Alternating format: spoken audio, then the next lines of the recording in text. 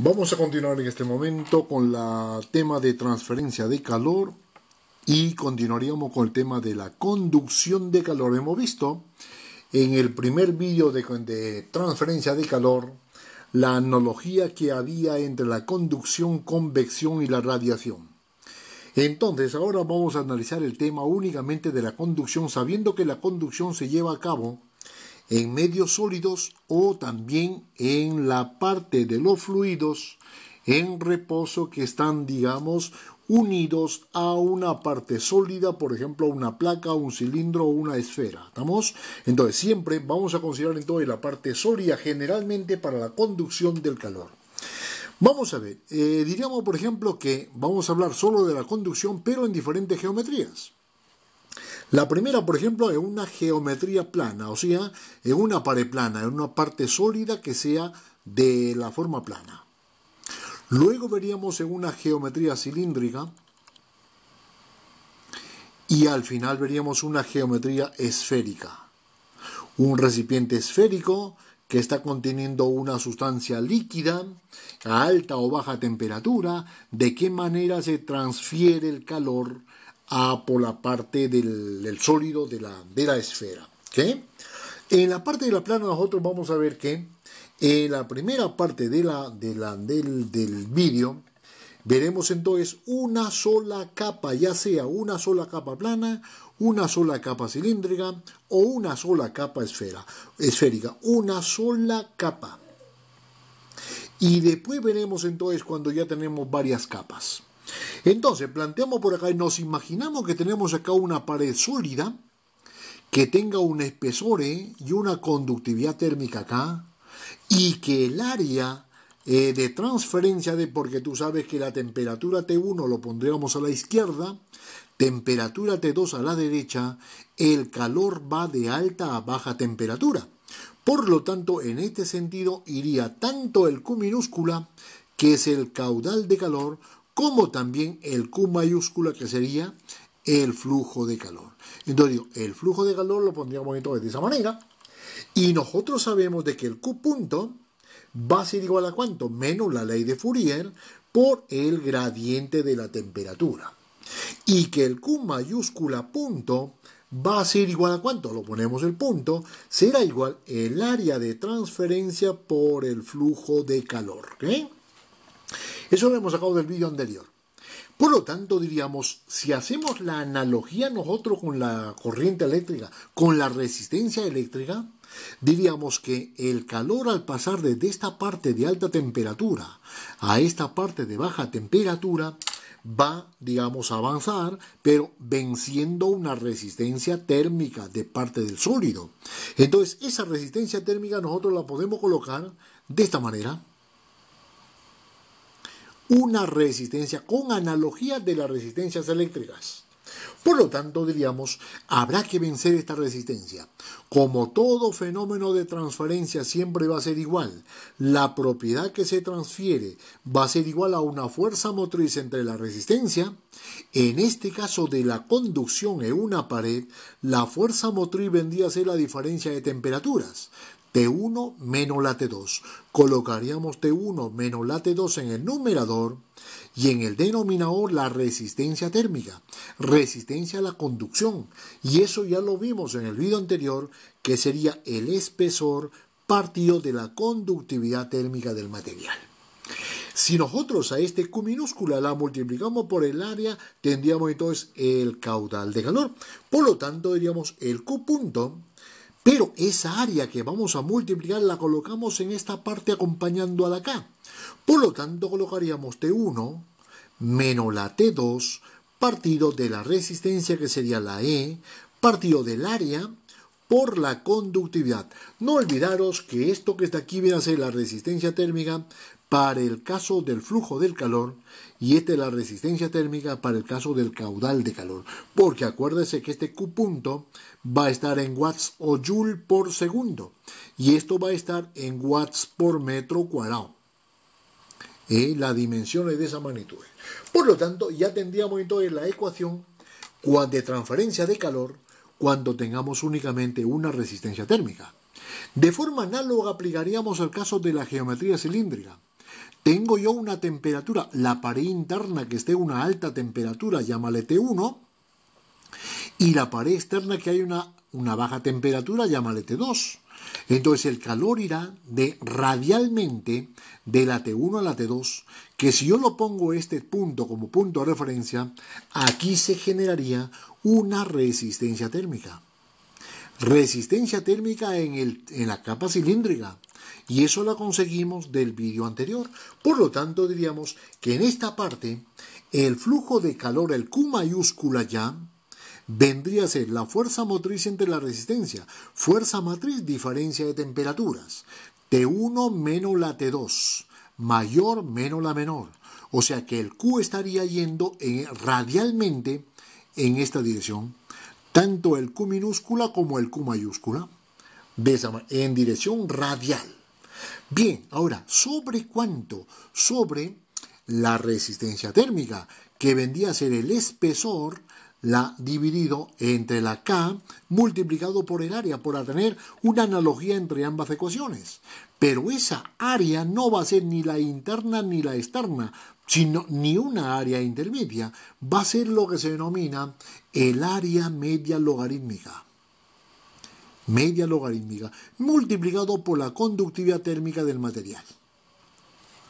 Pero el área media logarítmica es el área media logarítmica entre el área de radio 1 y el área de la capa del radio 2.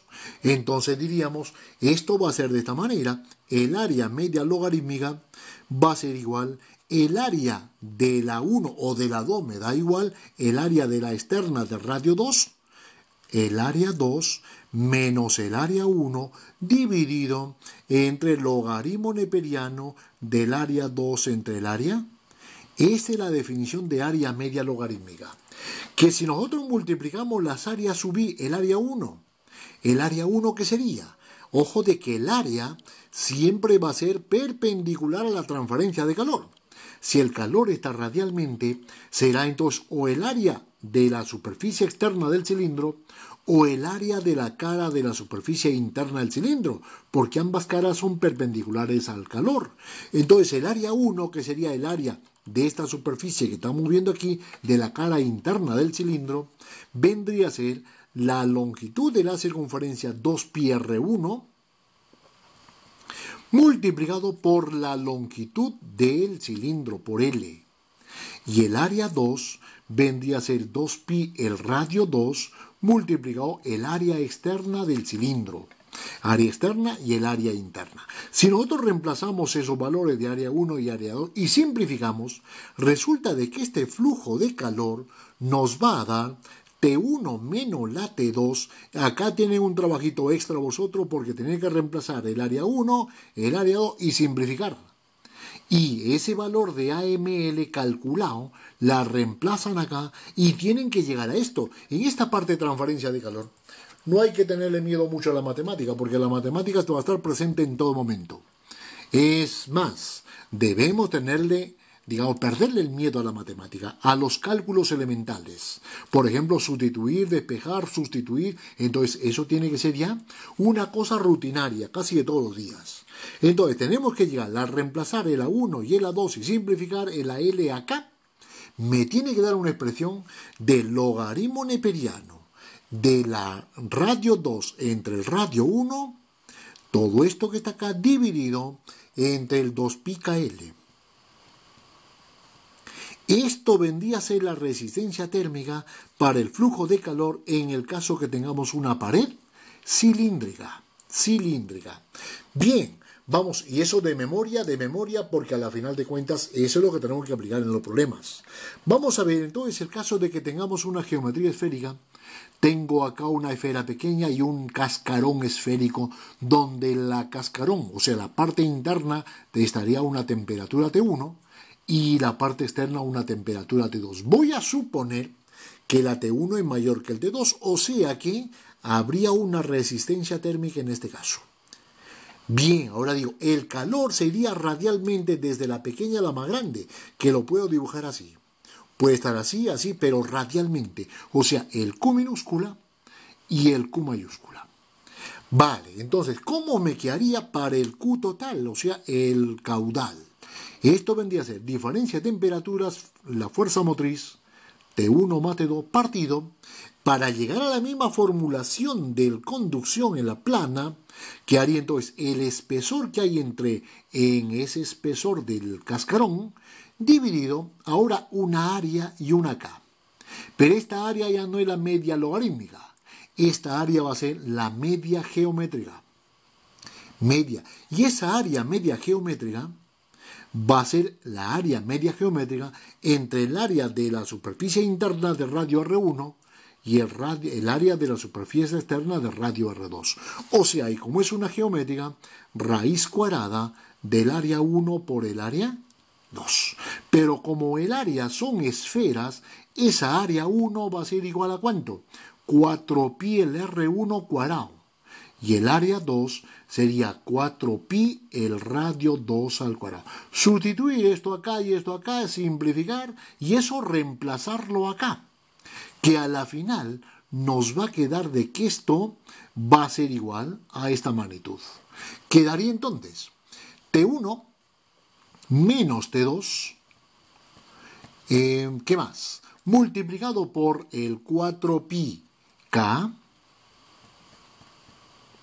dividido entre el 1 partido del R1 menos el 1 partido del R2. Yo creo que se visualiza ahí T1 menos T2 por 4pi, la conductividad, dividido entre el 1R1 menos 1R2. Y tendríamos entonces por ahí lo que se llama el caudal de calor que pasa en las tres geometrías cuando tengamos una capa plana, una capa cilíndrica y una capa esférica. Vamos a visualizar el caso que tengamos no una capa, sino tenemos dos capas. Dos capas planas, dos capas cilíndricas y dos capas esféricas. Por lo tanto, diríamos que vamos a cuantificar acá. Supongamos que esto estaría a una temperatura T1 grande, esta capa a una temperatura T2 intermedia y esta capa a una temperatura T3 muy pequeña. El flujo de calor se iría entonces en esta dirección, tanto para el Q minúscula como para el Q mayúscula. Esta capa tendría entonces un espesor, llámale 1, y una conductividad K1. Espesor E2, la segunda capa, conductividad K2. Habrá que vencer cuántas resistencias para transferir ese calor. Esta primera resistencia, llámale R1, y esta segunda resistencia, llámale R2. Por lo tanto, como las resistencias están en serie, la resistencia total tiene que ser la suma de las resistencias por analogía con las resistencias eléctricas.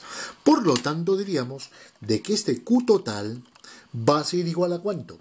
La fuerza electromotriz, que sería diferencias totales, que sería entonces T1. Vamos a hacerlo por partes. Esto con esto para la conducción en esta primera capa, T1 menos T2 partido de su resistencia R1. Y esta resistencia, como es una pared plana, sería la E1 dividido entre el área de la pared, el área A, multiplicado por la K1. Y esto vendría a ser igual al calor. Si pasa por acá 10 kilowatts por segundo o 10 kilowatts de calor, a la segunda va a pasar lo mismo, porque no hay acumulación de calor en un cuerpo. Por lo tanto, sería el calor que pasa para acá va a ser el mismo que pasa de la capa 1, pero en la 2 sería T1 menos T2 menos T3, la fuerza motriz, y la resistencia sería lógicamente la E2, partido del área vendría a ser la misma área, y aquí la K2. La tenemos ahí. Que si nosotros aplicamos una propiedad de la aritmética que dice, si yo tengo el A sobre B y este es igual a C sobre D, esto va a ser a su vez la suma de los antecedentes A más el C partido de B más el D. Esta figura. Si le aplicamos esto a esta igualdad, diríamos, sumando los antecedentes, el T2 con el T2 se me iría. Y me quedaría que T1 menos T3 dividido entre la suma de las resistencias, que sería entonces L1 partido del área K1 más L2 partido del área K2. ¿Está bien? Esto vendría a ser que el A y el A, como es igual, se puede factorizar y sacarlo acá como factor común, pero tenemos entonces el valor del calor total que está pasando por esa combinación de dos capas. Vamos a ver entonces qué es lo que pasaría con la combinación de dos capas cilíndricas. De forma análoga, esto sería el radio 1, esto sería de radio 2 y esto sería de radio 3. Esta capa sería una capa T1, temperatura a T2 y temperatura a T3. Si esto es mayor que cual, el calor también va radialmente. O sea que habrá que vencer esta resistencia, llámale R1, y esta resistencia, llámale R2. Nos iríamos directamente a la fórmula global. Por lo tanto, diríamos que el calor total que está pasando por esas dos capas vendría a ser la diferencia, la fuerza motriz, diferencia totales entre la máxima y la mínima de todo el sistema. T1 menos T3, T1 menos T3, T1 menos T3. Entonces digo T1 menos T3 partido de la suma de las resistencias. Como hay dos resistencias, R1 más el R2. Pero el R1, ¿cuánto vale? Esa es una resistencia. ¿En dónde? En una capa cilíndrica, esta figura. Por lo tanto, me quedaría logaritmo neperiano de, aquí es R2 entre R1. R2 es el radio externo y el R1 es el interno. Para la primera capa sería R2 entre R1, dividido entre ¿cuánto? Dividido entre el 2pi KL. Entonces colocaríamos el 2pi, la K de la primera capa, que como es, sería entonces una K1, la segunda tendrá una K2, 2pi K1 y la longitud del cilindro. Más la otra sería logaritmo neperiano. Radio está en esta capa. Radio externo, R3. Radio interno, R2. Sería R3 partido del R2. Todo eso dividido entre el 2pi K2L. Esto vendría a ser entonces el caso de lo que se llama la resistencia en las dos capas que tenemos ahí. ¿Okay? Bien, vamos a analizar entonces lo que tenemos aquí para la capa esférica. Entonces, planteamos, también habría acá una temperatura T1, una temperatura T1 más grande que esta temperatura de esta capa y más grande que la temperatura de esta capa. Entonces, habrá que vencer de nuevo las resistencias, que sería R1, esta resistencia R2. En serie, la resistencia total es la suma. Por lo tanto, pondríamos el Q punto total que pasa, sería diferencia T1 menos T3, fuerza motriz, entre la suma de las resistencias. La resistencia R1 sería ¿cuánto? Lo pondríamos entonces, la resistencia, el 4 pica lo podemos ver abajo para que fuerza la sea la fuerza motriz únicamente diferencia de temperaturas. Por lo tanto, pondríamos aquí 1 partido del R1, la suma de la resta de las inversas de los radios, 1 partido del R1 menos 1 partido del R2, dividido todo eso entre el 4 pi K1. Esto sería la resistencia en la primera. Y la resistencia en la segunda sería más ¿cuánto? 1 partido del R2 menos 1 partido del R3 partido de 4 pi K2. Esto sería entonces el caudal total que está pasando por esas dos capas, ¿ok?